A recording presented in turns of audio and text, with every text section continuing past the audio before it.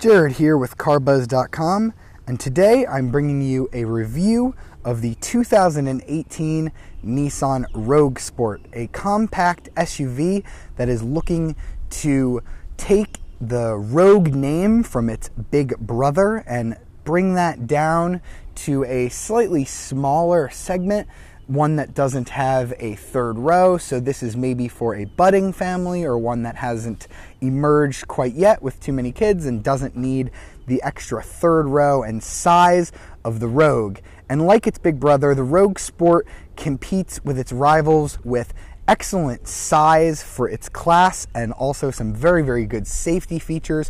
This car comes equipped with one of my favorite features, which is remote start, and I'm going to demonstrate that now. Simply make sure that it's locked and then hit this top button on the key fob. And the car is going to run for about 10 minutes on its own. A very, very useful feature if you live in a cold climate and need to warm your vehicle in the morning, or like me, you live in Florida and it is scorching hot. So this SUV is going to be nice and cool when we get in there. So the Nissan Rogue is going to start at about $22,100. That is for the base S trim. We have the mid-level SV trim, which starts at $23,740. And if you want the fully loaded SL trim, that's going to run you $27,190. Of course, our SV model has all-wheel drive, which is going to add $1,350 to the price. And we also have a few other options that bring the total cost of this vehicle up to about $27,800. So what do you get in a Nissan Rogue Sport that you don't get in a lot of other cars? Well, you do get some good value. Even on that base S trim, you're going to get automatic emergency braking, blind spot monitoring, rear cross traffic alert, and a rear view camera. If you step up to this trim, which is the SV, you are going to get 17-inch alloys, which I'm going to go ahead and show you now. 17-inch alloys. You're going to get that smart key, so as long as the key is in your pocket, you can open up the doors. You're going to get power mirrors and an 8-way driver seat with lumbar. If you step up to the SL trim, you're going to get larger 19-inch alloys, a built-in navigation system with Sirius XM radio. You're going to get a surround view camera, and you're going to get leather. And some of those options are actually found here on the SL trim because we have something called the Tech Package, which I'm going to come explore with you on the inside. Go ahead and open it up. And now we're going to step inside where the AC is cranking. So to start it up with the remote start already engaged, here in the center screen, it's just going to tell us to push the brake and push the start motor, and now the engine is in its fully on position instead of the remote start, and we can go ahead and turn that AC down a little bit and take a look at this pretty nice interior. There are some faults that I'm going to talk about a little bit later. So I mentioned there are a couple packages that you can get on this Nissan Rogue Sport. You can get what's called the all-weather package for $920. That's going to get you fog lights, heated mirrors. You're going to get that remote engine start that I mentioned. You're going to get heated seats. You're going to get this leather-wrapped steering wheel, which is pretty nice, actually. It's got a flat bottom down here. A lot of Nissan vehicles are actually doing this now. It's pretty nice. It's a little stiff. It's not super squishy to hold in your hand, but it is a little aggressive, which is kind of nice in this Nissan Rogue Sport. And of course, this leather heated steering wheel is also heated, and a lot of those controls can be found down here if I can get my camera to fit. So down here by my foot, you can see some of these controls for the heated steering wheel, which really doesn't get all that hot, unfortunately. You have your eco mode, which makes the car feel a lot more sluggish than it actually is, and then you have the all-wheel drive lock. That's not really a tremendous all-wheel drive mode, but it will make sure that the all-wheel drive is constantly activated instead of switching to front-wheel drive, although it will automatically deactivate if you go above about 25 miles per hour. So it's definitely not a true off-road mode. We also have the option of the Tech Package. You actually can't do the all-weather pack and the Tech Package, and that's because the Tech Package includes everything that is in the $920 all-weather package. So our car has the tech package, which is $2,420, so $2,420. And in addition to what's in the all-weather pack, you get adaptive cruise control, which can be controlled here on the steering wheel. You get a surround view camera, which I'm going to go ahead and show you now. So if I come over here on the infotainment display and I put the car in reverse, you can see all around the vehicle. You can actually change that to a side view as well. And it's a bit crunchy. It's not the highest resolution. The camera is just not that clear, and this screen overall is actually not that great as well. But in terms of the accuracy of the lines, it's extremely good, and I have parked 100% perfect in the lines every time using this system. So hands up to Nissan for including that on such an affordable car like this. You also have that built-in nav with the built-in voice command, so you can voice command your addresses and things like that here.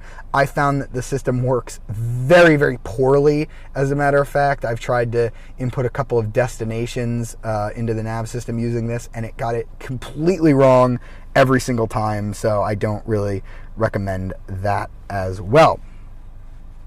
So, as tested, our $23,000 SV trim is actually about $28,000, which is still pretty affordable in this segment.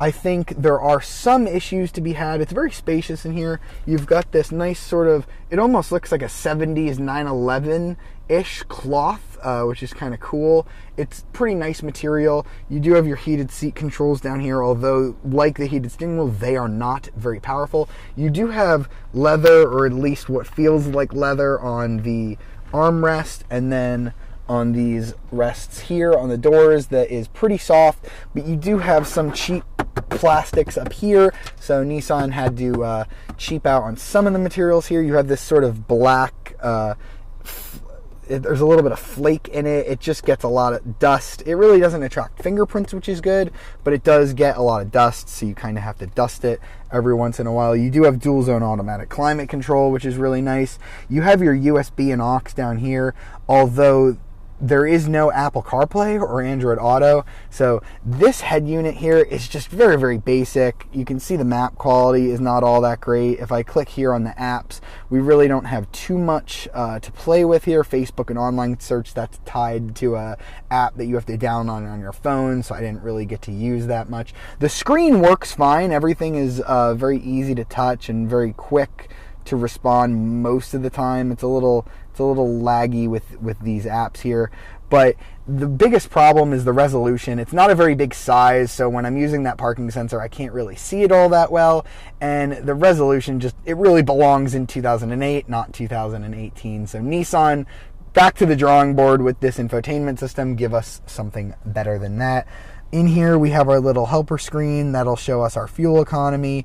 We can have our navigation prompts. We can see our adaptive cruise control settings and our safety shield. We can even have a tire pressure monitor on each individual wheel, which is very, very nice. So there is some nice stuff that can be done on this little center helper screen here.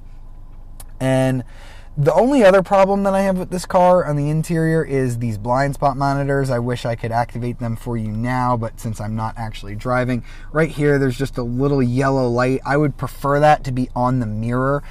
I find it just a little weird that you have to look in two different spots to see your blind spot monitor, but that's just how Nissan and Infiniti do it on pretty much all of their models. So now I'm going to go ahead and take you to the back seat where we can explore the pretty decent size of the Rogue Sport.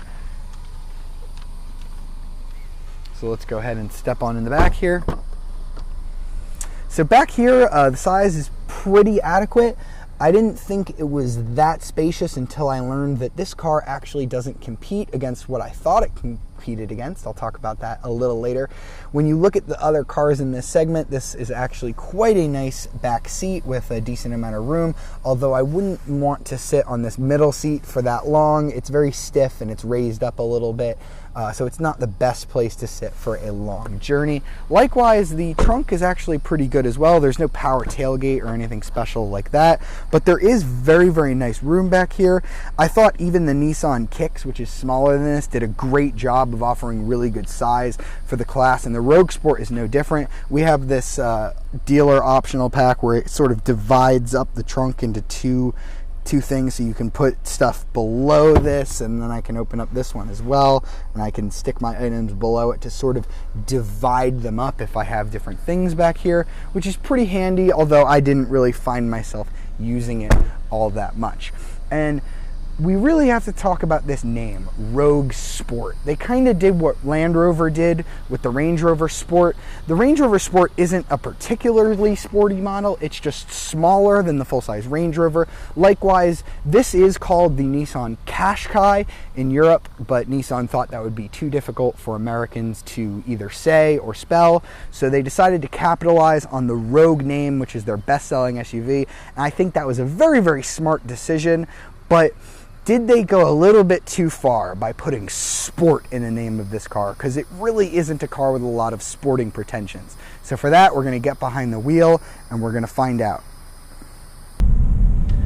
Okay, so now I'm behind the wheel of the Rogue Sport, and from where I'm sitting, it actually exceeds my expectations in a number of ways.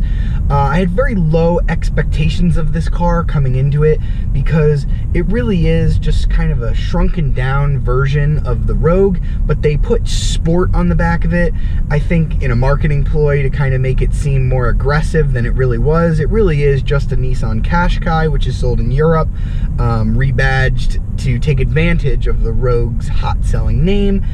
But from behind the wheel, the car actually does impress in a number of ways, although it's not superb in any respect, but it does surprise me in a number of ways. So under the hood of the Rogue Sport, you get a 2-liter 4-cylinder naturally aspirated engine, nothing super special. It develops 141 horsepower and 147 foot-pounds of torque. All of that's going to go out through a Cvt transmission. That's basically what Nissan uses in almost every model nowadays. You'll get 25 mpg on the highway, or in the city, 32 on the highway, or if you opt for the all-wheel drive, which is what we have on this test car, you'll get 24 mpg in the city and 30 on the highway. And I've been averaging around 24.6 since I've had it, so I definitely believe those claims, although you do have to get under the throttle a little bit to pass people if you're a bit of an aggressive driver, so you may see a little bit less than that. And I say you have to get into the throttle because this is a pretty underpowered car for the amount of weight that we're carrying around. 0 to 60 happens in about 10 seconds. Little less than that, actually. I'm gonna go ahead and floor it now just so you see what that's like. Cvt is kind of picking a gear and sticking at it.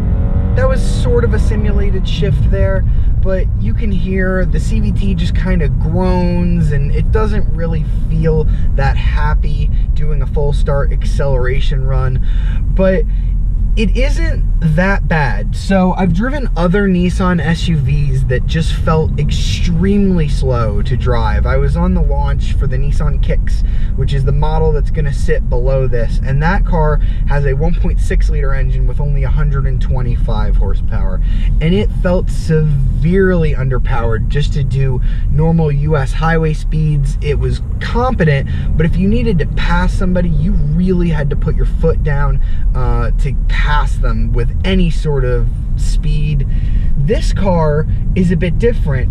I don't have to floor it when I need to pass somebody. It's actually adequate of, if I need to get a little bit of a lick on, I can do it. It'll go up to 3,000 or 4,000 RPM, and then it'll simulate a gear shift. If you're not being extremely aggressive with the throttle, it's actually pretty good, the Cvt Gearbox. It simulates gear shifts pretty well. It's only when you decide to be a maniac that you start to feel, oh, it's a CVT, it's numb, it's laggy, it doesn't really shift hard. Only if you drive it like a complete maniac, as I sometimes do you really notice that. Nissan has been very, very clever with this drivetrain, I think. They've engineered what I call pep into it. And let me explain pep, because it's not a industry standard term to describe speed.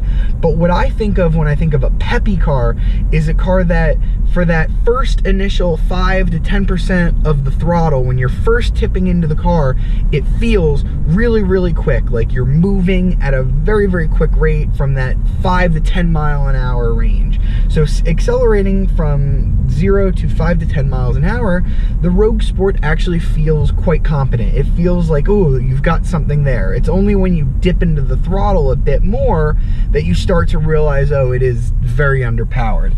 But I think that a lot of people, most normal drivers who have never put their accelerator to the carpet, will be fine with that. So in terms of power, I think it's very adequate, although you're never going to be impressed by the amount of power that this car produces. In terms of ride comfort, it's a bit stiff. I just took it over some bumps. I have a little bit of a cobblestone road by my house, and these roads aren't exactly smooth pavement, and it's a bit firm. You can tell when you go over big bumps that it is a bit stiff, although it's quite comfortable for the cars that it competes against. And when you toss it through a corner, which I'm about to do now, it understeers really bad. There's a lot of understeer there, but I definitely didn't go flying to one side or the other. So that stiff ride is actually going to benefit you a little bit if you want something a bit sportier, dare I say it. This is the Nissan Rogue Sport after all. It's really not all that bad in terms of ride comfort and handling. It's pretty good except for the understeer. In terms of the steering feel, Nissan has been pretty lackluster in that department, although this is definitely not the worst steering I've felt in a Nissan. It's way more involving to drive than the full-size Rogue. So if you don't need the third row of the Rogue and you don't need such a large vehicle, this Rogue Sport is actually a lot better to drive than its larger counterpart, even though it has about 30 less horsepower than the larger Rogue. It has less size, but it is less powerful. The steering, you do get a little bit of feedback through the wheel, although it is not much. You can put it, if I go into this menu here on the center screen, there is a sport steering mode. It just makes it a little heavier. I really didn't use it much. It still doesn't make it very aggressive, and all it does is make it less easy to steer in parking lots, because one of the benefits of Nissan's sort of numb steering, it's very light and it's super easy to negotiate in parking lots. Combine that with that surround view monitor that I showed you earlier, and I have gotten in the parking spot between the lines perfectly 100% of the time in this car. So in terms of parking in the city, this car is fantastic. It's excellent, and a lot of customers are really just looking for an easy to park SUV that's really nimble. This car does that extremely well. And the Nissan Rogue Sport starts to become a value when you compare it to other cars in the segment. And I am actually a bit guilty here because I didn't realize what segment the Rogue Sport actually competes in. I thought that the Kicks was the car that Nissan had set out to compete with the Mazda CX-3, the Honda HR-V, and the Toyota CHR. Turns out it's actually the Rogue Sport. The Rogue competes against the RAV4, the CR-V, the CX-5, and I always thought that the new Rogue, ever since they redesigned it, got a lot bigger and was competing against larger SUVs. But no, this car, it turns out, is actually the one that competes against the CX-3, CHR, HR-V, all of those weird dash letter soup SUVs. They're all confusing in name. The Rogue Sport actually has a name, and it actually can compete with that strong Rogue Sport name, and it can compete on size. I wasn't that impressed sitting in the back seat and the trunk. It's pretty good, it's very usable, but I wasn't blown away compared to a CR-V or RAV4. And then I learned that this car doesn't compete against those cars. It actually competes against their smaller siblings, and compared to the smaller siblings, the Rogue Sport is enormous, and I'm actually blown away by the amount of space in this car. So you really have to take it in terms of its competitive set to see how much value you really get here. So I'm sitting in the SV trim, which is the middle level. I don't have leather seats, but I do have alloy wheels. I have the additional tech package. So the as tested price of this car is around $28,700, save for a few dealer options, dealer installed options like that divider in the rear. So It's pretty good value for the amount of money you're spending on it. It is weak in a few categories. To drive, it's not as fun as some of the other crossovers in this segment. The technology is severely dating. This head unit belongs in 2008, not 2018. And come on, Nissan, you make other cars that have Android Auto and Apple CarPlay, so you really should update this Rogue Sport with those systems installed. It's kind of a shame that it doesn't have them. But in terms of safety features, this thing is very, very high in terms of features. You've got blind spot monitoring, you have that surround view camera, although that's optional. You do get a backup camera as standard. This thing has adaptive cruise control with that tech package, so it really is just extremely advanced. It's not as advanced as the full-size Rogue, which has that Nissan intelligent pilot system that also adds in the lane keep assist. This car won't keep you in your lane, but the adaptive cruise control at this price is still very, very good. So the Nissan Rogue Sport is a very good value at its price, and it's got a lot of safety features, and it really isn't disappointing to drive at all. The looks are pretty good. I think it's less doughy looking than the bigger Rogue, and as far as it being a car I would recommend, it's not bad. I think I would definitely consider the Rogue Sport if all I needed was an affordable crossover that has very good size and adequate ride comfort. This car is pretty high up there. It's larger than all its competitors. If all you're looking for is the quirkiest looking car, this is not that. The CHR looks way quirkier. I even think the Mazda CX-3 looks better than this. There are sportier looking cars out there. This is a little blasé, although that palatial ruby red paint does help a little bit. And in terms of interior feel, it's not that great. There's other cars that are a little bit better than this, but hey, it's pretty middle of the pack, and that's not bad. I don't think this car is going to sell quite as well as the full-size Rogue, because that car has a third row in a segment full of cars that just don't. So the Nissan Rogue is a slightly better value, but I think that this car can capitalize on that Rogue name and dominate in a segment where this car is just the largest and most comfortable car in it. I think Nissan is going to sell a whole lot of these. And for that reason, the Nissan Rogue Sport is actually a winner in my book. And if you've liked this review and you'd like to see more, subscribe to the CarBuzz Unboxing YouTube channel. And be sure to download our app on iOS and Android. And if you want to follow me personally, I'm at CarBuzzJared on Instagram, and you can see all of the cars that I'm reviewing ahead of when they get posted on CarBuzz. See you in the next video.